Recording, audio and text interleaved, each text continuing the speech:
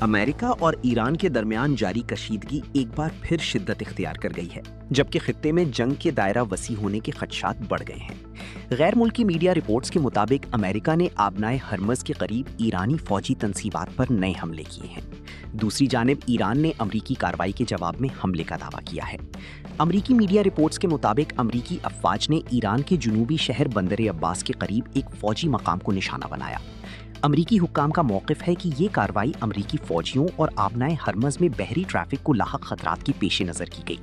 ایرانی میڈیا کے مطابق امریکی حملوں میں کسی جانی نقصان یا بڑے مالی نقصان کی اطلاع نہیں ملی، تاہم ایرانی پاسداران انقلاب نے دعویٰ کیا ہے کہ اس کے جواب میں ایک امریکی فضائی اڈے کو نشانہ بنایا گیا۔ ایرانی فوج نے خبردار کیا کہ اگر امریکی جارحیت جاری رہی تو اس سے بھی زیادہ سخت رد عمل دیا جائے گا۔ دوسری جانب کویت کی فوج نے اعلان کیا ہے کہ اس کے فضائی دفاعی نظام نے دشمن میزائلوں اور ڈرونز کو ناکام بنایا۔ کویتی حکام نے یہ واضح نہیں کیا کہ حملے کہاں سے کیے گئے تھے، تاہم خطے میں بڑھتی کشیدگی کے باعث سیکیورٹی ہائی الرٹ کر دی گئی ہے۔ ادھر اسرائیلی فوج نے جنوبی لبنان کے تمام شہریوں کو فوری طور پر علاقہ خالی کرنے کا حکم دے دیا ہے۔ اسرائیلی فوج نے دریائے زہرانی کے جنوب میں تمام علاقوں کو جنگی زون قرار دیتے ہوئے لوگوں کو شمال کی جانب منتقل ہونے کی ہدایت کی ہے۔